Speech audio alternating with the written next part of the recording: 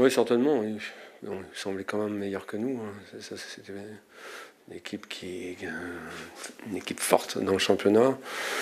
Mais j'aurais bien voulu qu'on aille au moins à la mi-temps jusqu'au bout. On fait deux erreurs de relance consécutives à la 47e minute. Je pense on a été naïf sur ce coup-là. On manque d'expérience.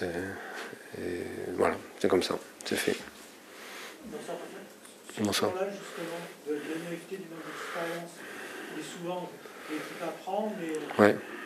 Je suppose que pour le coach, c'est typiquement le genre d'action qui ne plaît pas. Vous évoquiez la concentration encore une fois avant les matchs. Là, on est peut-être sur autre chose, non? Ouais, on manque un petit peu de jugeote, parce qu'il reste 5 secondes, je crois. Et on essaye de relancer proprement, alors que là, je pense que ça méritait de mettre par-dessus la défense et puis d'attendre le coup de sifflet. Donc après, les joueurs n'ont pas une montre dans la tête aussi, mais bon, ça fait partie aussi de nous. On a toujours, même si aujourd'hui on n'a pas donné une très belle image de notre football, ça fait partie de ce qu'on fait aussi, c'est-à-dire pas se débarrasser des ballons. Et bon, là malheureusement, on l'a payé cash.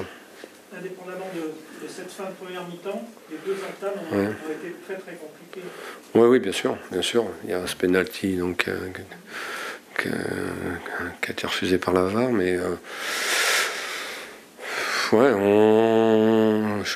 sais pas trop ce qui s'est passé. Après, on s'est accroché, donc on n'a pas manqué de solidarité, de ceci, de cela. On s'est accroché toute la première mi-temps.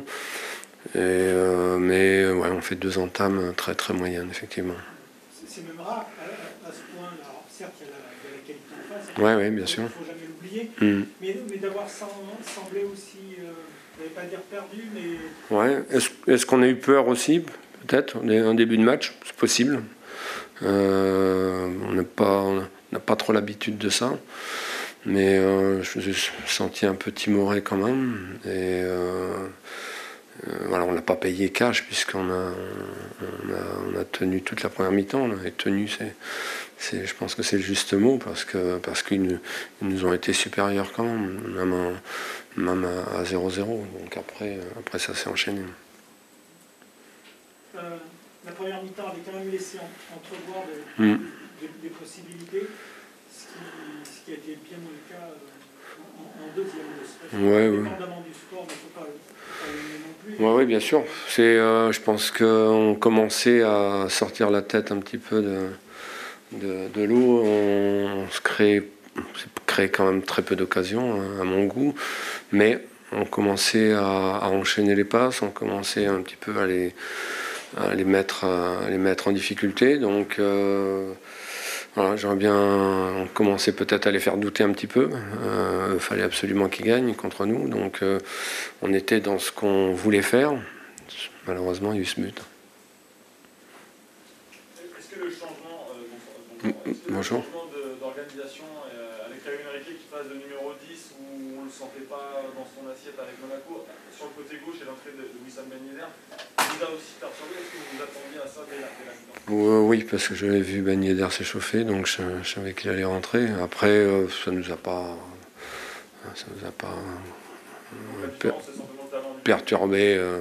Après, quand vous faites rentrer Ben Yedder, vous savez qu'il peut tout arriver. Il y a du talent, évidemment, il n'y a pas seulement chez lui. Et je les ai trouvés, en plus, beaucoup plus puissants que nous sur ce match-là. Donc j'allais dire, logiquement, les buts se sont accumulés.